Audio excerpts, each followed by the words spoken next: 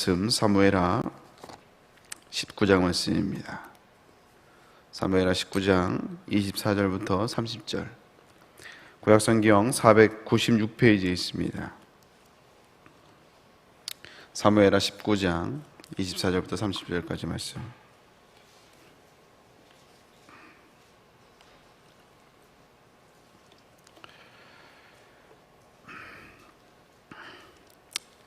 다 찾으신 줄 알고 24절부터 30절까지 같이 말씀 읽도록 하겠습니다. 사울의 손자 므비보셋이 내려와 왕을 맞으니 그는 왕이 떠난 날부터 평안히 돌아온 날까지 그의 발을 맵시에 내지 아니하며 그의 수염을 깎지 아니하며 옷을 빨지 아니하였더라. 예루살렘에서 와서 왕을 맞을 때 왕이 그에게 물어 이르되 므비보셋이여 내가 어찌하여 나와 함께 가지 아니하였더냐 하니 대답하되 내 주 왕이여 왕의 종인 나는 다리를 절므로 내 나귀의 안장을 지워 그 위에 타고 왕과 함께 가려 하였으니 내 종이 나를 속이고 종인 나를 내 주 왕께 모함하였나이다. 내 주 왕께서는 하나님의 사자와 같으시니 왕의 처분대로 하옵소서. 내 아버지 온 집이 내 주 왕 앞에서는 다만 죽을 사람이 되지 아니하였나이까. 그러나 종을 왕의 상에서 음식 먹는 자 가운데 두셨사오니 내게 아직 무슨 공의가 있어서 다시 왕께 부르질 수 있사오리까 하니라. 왕이 그에게 이르되 내가 어찌하여 또 내 일을 말하느냐. 내가 이르노니 너는 시바와 밭을 나누라 하니 므비보셋이 왕께 아뢰되 내 주 왕께서 평안히 왕궁에 돌아오게 되었으니 그로 전부를 차지하게 하옵소서 하니라. 아멘. 오늘 말씀을 가지고 은혜 받은 성도의 자세라는 제목으로 함께 은혜를 나누도록 하겠습니다. 우리가 신앙생활을 하다 보면 놓치지 말아야 되고 또 포기해서도 안 되며 양보해서도 안 되는 것이 있습니다. 그게 뭐냐면 은혜입니다. 은혜. 그래서 은혜 받은 성도의 모습은 분명히 달라요. 은혜를 받고 또 은혜를 받지 않고의 모습은요 분명히 다릅니다. 지금 특별히 대신방 기간인데 대신방 기간에는 성도들 집중적으로 이렇게 막 만나잖아요. 그러면 저도 예전에 그 대신방을 할 때 보면 그 은혜 받은 성도, 그 은혜를 받고 사모하는 성도와 그냥 형식적으로 받는 성도들이 있어요. 대신방을 가보면 딱 압니다. 딱 알아요. 근데 그러다가도 또 형식적으로 받는 성도가 있다 하더라도 그래도 또 그 과정에 하나님의 은혜가 임하면 이제 그 사람의 마음이 이제 처음에 들어갈 때 만났을 때와 또 예배를 마치고 나올 때 그 사람의 그 태도가 모습이 바뀌어지는 것을 보게 됩니다. 그리고 우리 삶 가운데 또 은혜가 임하면요, 하나님의 은혜가 임하면 그 실타래처럼 막 우리의 삶에 이렇게 꼬이는 문제가 있다 할지라도 그런 상황들이 이제 은혜를 받고 나면요, 이게 하나씩 풀려지게 되는 걸 보게 돼요. 관계의 문제도 마찬가지고 내 삶에 여러 가지 꼬여 있는 상황들이 하나씩 풀려지게 되는 걸 보게 돼요. 자, 그래서 은혜는 받고 봐야 됩니다. 아멘입니까? 그래서 23년도에도 특별히 대신방 기간에 여러 은혜를 사모함으로 새해를 맞이하시고 또 말씀을 잘 받으시는 여러분 될 수 있기를, 또 은혜에 대한 욕심을 낼 수 있는 저 여러분 될 수 있기를 바랍니다. 근데 신앙생활 가운데 은혜를 받는 것도 중요하지만 또 이 은혜를 지키는 것도 또한 중요해요. 지키는 것도 참 중요합니다. 그래서 은혜를 받고 또 은혜를 간직하고 또 은혜를 지켜가며 그 은혜를 기억하는 사람들의 태도가 다르게 되는 것을 보게 되죠. 오늘 특별히 이 므비보셋을 통해서 은혜를 잊지 않는 자의 모습을 좀 우리가 살펴볼 수 있습니다. 이 므비보셋은 그 사울 왕의 손주죠. 손자입니다. 요나단의 유일한 혈육이에요. 유일한 혈육. 그래서 요나단은 우리가 잘 알듯이 다윗의 가장 친한 벗이었죠. 가장 친한 벗이었고 또 자기를 죽이려 했던 사울 왕의 손주였습니다.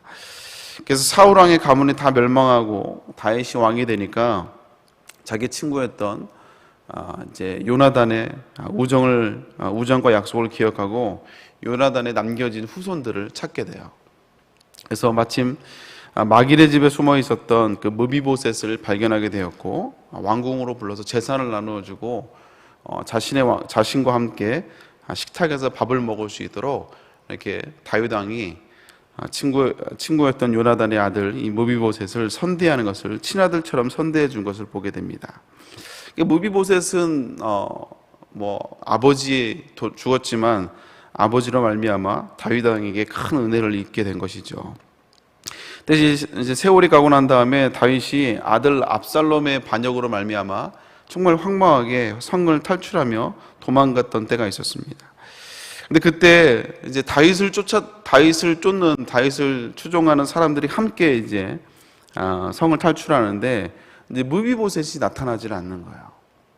자기가 그렇게 은혜를 베풀어 주었고 자기가 선대했던 이 무비보셋이 나타나지 않고 이제 그 종이었던 시바가 나타납니다. 그리고 시바가 무비보셋이 당신을 배신했다고, 당신은 그렇게 선대해 줬지만 무비보셋은 결국은 할아버지를 죽이는 원수니까요. 어떻게 보면 자기 가문의 원수니까 그 마음 가운데 뭔가 상처가 있고 반항감이 있어서 결국은 당신을 모함했다라고 이렇게 모함을 하게 되죠.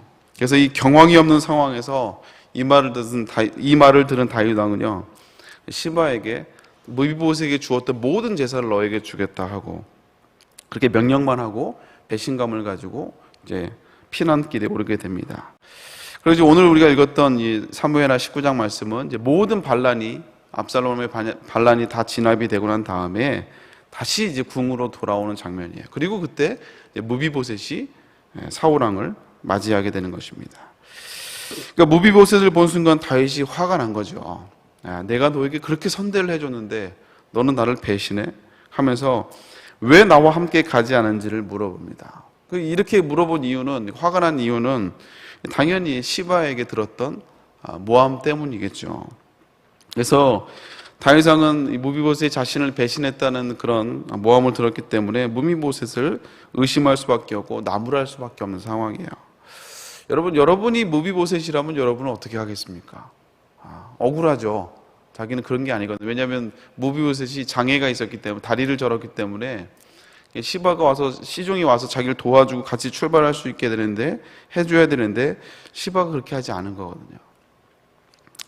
그래서 이 무비보셋의 입장에서는 굉장히 억울한 상황이 있는데, 그래서 자신은 정말 억울하다고 통촉해달라고, 정말 시바 저놈이 나쁜 놈이라고 이렇게 얘기를 할 수 있을 것 같은데요, 오늘 무비보셋은 자신의 억울함을 풀면서 좀 다른 표현들을 쓰는 것을 보게 됩니다. 이게 참 우리에게 은혜가 돼요.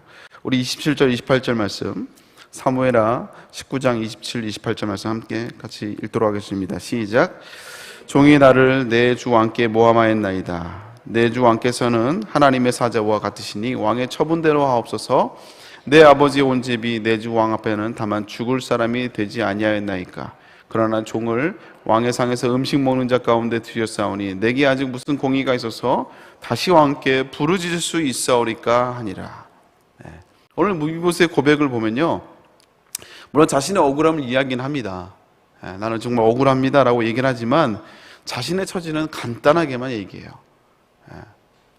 간단하게 내 종이 나를 왕께 모함했습니다라고만, 그렇게 간단하게만 얘기해요.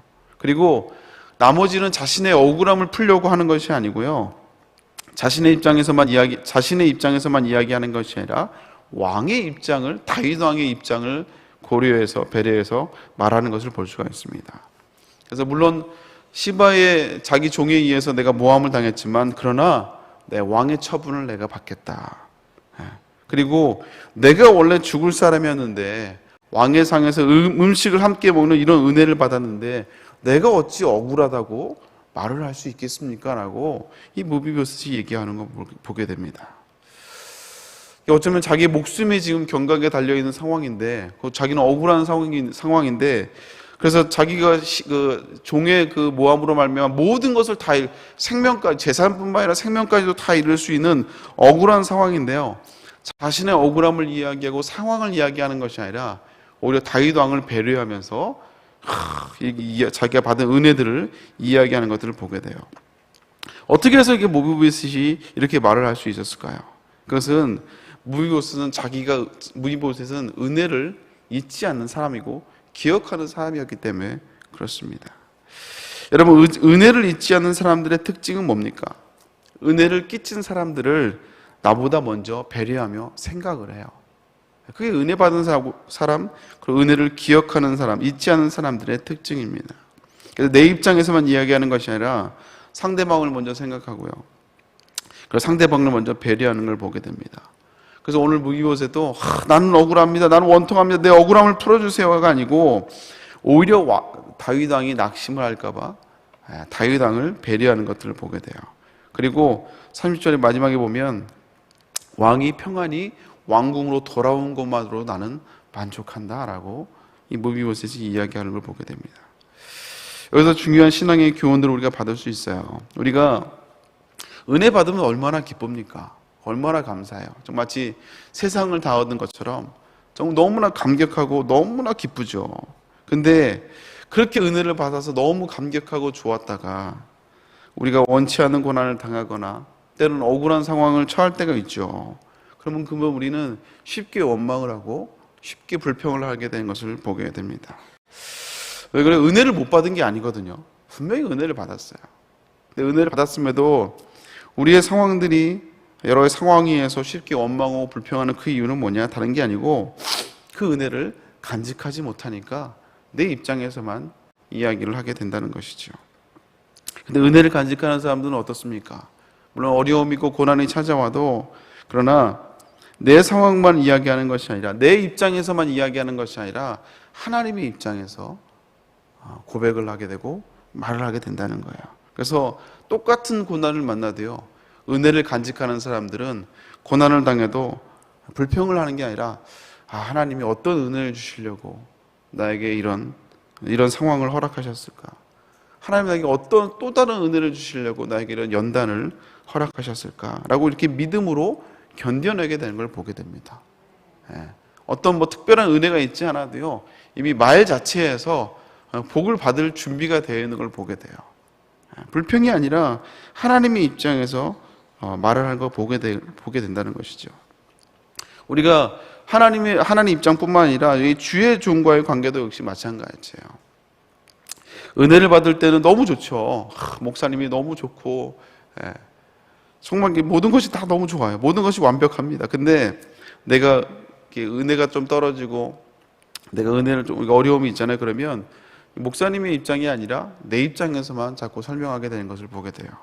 오늘같이 오늘 저녁에도 철야 예배가 있잖아요. 그러면 철야 예배 되면 어떻습니까? 피곤하고 쉬고 싶죠. 그렇죠? 항상 철야 예배 나갈 때마다 영적 전쟁이 있지 않습니까? 저도 금요일이면 정말 힘들어요. 새벽 5시에 나와가지고 집에 들어가면 11시거든요. 하루가 왜 이렇게 긴지 모르겠어요. 근데 저도 피곤하고 쉬고 싶은데 담임 목사님을 생각하면 내 입장에서는 피곤하고 쉬고 싶지만 담임 목사님 생각하면 나도 힘든데 목사님이 얼마나 힘드실까. 이렇게 담임 목사님 입장에서 이야기를 하게 된다는 거예요. 그래서 목사님 힘드신데 나라도 가서 은혜 받고 나라도 목사님을 응원해 드려야지, 이렇게 고백하게 된다는 것이죠. 그래서 목사님이 일정들을 확인하면서 같이 기도하고 같이 기도로 동역하는 것을 보게 돼요. 근데 은혜를 놓치면 어떻게 됩니까?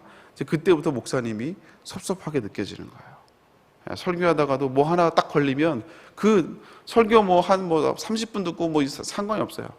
그 몇 초 그 한마디에 나랑 맞지 않는 그 한마디 때문에 모든 30분 설교를 다 날려버리는 거예요. 그리고 이제 나를 몰라준다고, 목사님이 변했다고, 자기가 변한 건 생각 안 하고 목사님이 변했다고, 이렇게 자신의 입장에서만 이야기를 한다는 것이지요. 성도의 관계도 마찬가지입니다. 은혜를 놓치면요, 다 내 입장에서만 얘기를 해요. 내 입장에서만. 그래서 나 빼고 다 죽일 놈이에요. 나 빼고 다 죽일 놈이에요.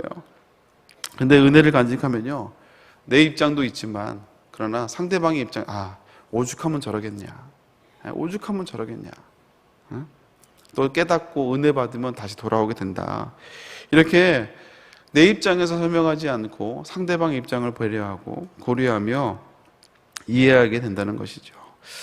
오늘 이 무비보셋은요, 정말 은혜를 알고 은혜를 받을 때만 감격한 것이 아니라 그 은혜를 정말 기억하고 간직한 사람이었어요. 여러분, 우리가 은혜를 받는 것도 너무 중요하지만 은혜를 간직하고 지키고 기억하는 것이 얼마나 더 중요한지를 모릅니다. 그러면 어떻게 받은 은혜를 잘 간직할 수 있을까요? 내가 받은 은혜를 잘 간직할 수 있는, 내가 지금 은혜를 잘 간직하고 있는가를 알 수 있는 방법은 뭐냐? 오늘 이 무비보셋의 또 이야기를 통해서 교훈을 삼는다면요, 간단합니다.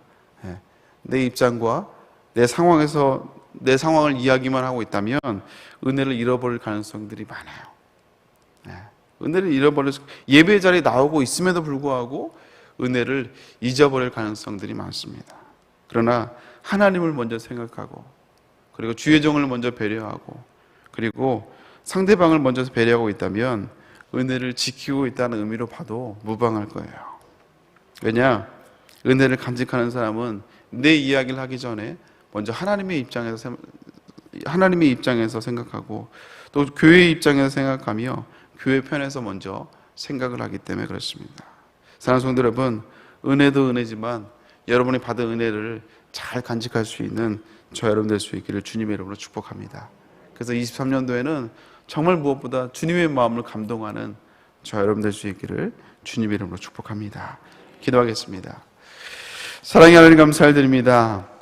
우리가 새벽 기도에 나왔다는 그 자체가 은혜 받은 자들이기에 우리가 이 자리에 나와 있습니다. 은혜 받지 않으면 어찌 새벽을 깨우며 주 앞에 나오겠습니까? 하나님, 은혜 받은 우리 주의 백성들 하나님 축복하여 주시고, 또 우리가 받은 은혜들을 정말 아버지 계속 간직하며 기억할 수 있는, 고백할 수 있는 우리가 될 수 있도록 주여 축복하여 주옵소서. 상황에 따라 내 입장에서만 이야기하는 것이 아니라 하나님의 아버지 입장에서 생각하게 하여 주옵시고, 우리가 교회를 먼저 생각하며 또 상대방을 먼저 배려할 수 있는 우리가 될 수 있도록 주여 축복하여 주시옵소서. 그랬을 때 정말 하나님의 새로운 은혜를 공급해 주시고 새로운 은혜를 부어주시는 놀라운 하나님의 은혜를 경험하는 우리 모든 성도들 될 수 있도록 23년 한 해가 될 수 있도록 주여 축복하여 주시옵소서. 감사합니다. 또 이 새벽에도 주 앞에 나오며 귀한 예물을 주님께 드립니다. 귀한 기도 제목을 주 앞에 아버지 드려집니다. 하나님, 기도 제목 가운데 주님이 응답하여 주옵시고 함께하여 주시옵소서. 아버지, 사랑하는 딸의 아버지 국가고시를 주님이 축복하여 주옵시고 하나님 합격의 은혜를 허락하여 주시옵소서. 담대함으로 나아가게 하여 주옵소서. 아버지, 하나님을 더욱더 인격적으로 만나기를 원합니다. 먼저 가셔서 날 위해 싸우신 하나님을 찬양하며 고백합니다. 작정하며 기도한 손길들, 아버지 하나님 교구 앞에 아버지 더욱더 아버지 놀라운 은혜를 달라고, 비상하는 축복을 달라고, 하나님 함께 해달라고 하나님 붙들어 주옵시고 여러 가지 사명을 넣고 또 여러 가지 직장을 넣고 기도합니다. 하나님 아버지 발령을 넣고 기도합니다. 하나님 합력하여 선을 이루어 주시옵소서.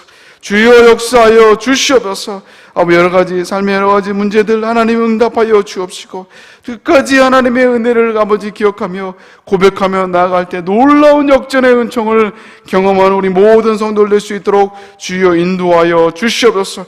1천 번째로 드립니다. 먼저 아버지 여러 가지 기도 제목이 있지만 먼저 담임 목사님을 위해서 기도하는 손길들 하나님께서 기억하여 주옵시고 여러 가지 사명을 놓고 기도하는 손길들 응답하여 주옵시며 여러 가지 기도 제목 가운데 하나님께 영광 돌리는 귀한 간증의 주인공들 다 될 수 있도록 주여 인도하여 주시옵소서. 귀한 담임 목사님 붙잡아 주옵시고 오늘도 아버지 많은 사역들을 감당하실 때 능력으로 함께하여 주옵시고 특별히 아버지 철야 예배 가운데 하나님 아버지 샘을 공급하여 주셔서 아버지 전하는 자나 받는 자가 모두가 은혜가 되는 귀한 시간 될 수 있도록 주여 인도하여 주시옵소서. 다시 한번 함께 하실 걸 믿사옵고 감사드리며 예수님의 이름으로 기도 올려옵나이다. 아멘. 하늘에 계신 우리 아버지여, 이름이 거룩히 하늘 받으시오며 나라의 마옵시며 뜻이 하늘에서 이룬 것 같이 땅에서도 이루어지리라.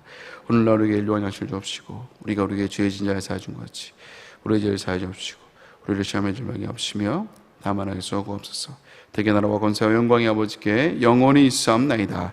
아멘. 우리 먼저 기도할 때 담임 목사님께서 기도하시길 바랍니다. 영육간의 강건함을 위해서 더 섬김의 지경이 더욱더 넓어질 수 있도록 영향력의 지경이 넓어질 수 있도록 기도하시고 오늘 금요 철야 예배 가운데도 능력으로 함께 달라고 또 오늘 말씀을 기억하면서 하나님 우비보셋처럼 하나님의 은혜를 기억하는 자가 되게 하여 주옵소서. 그래서 또 다른 아버지 새로운 은혜와 역사를 경험하는 우리 모두가 될 수 있도록 금년 한 해가 될 수 있도록 인도하여 주옵소서. 여러분이 각자 기도 제목을 놓고 주여 세 번 기도하고 돌아갑니다. 주여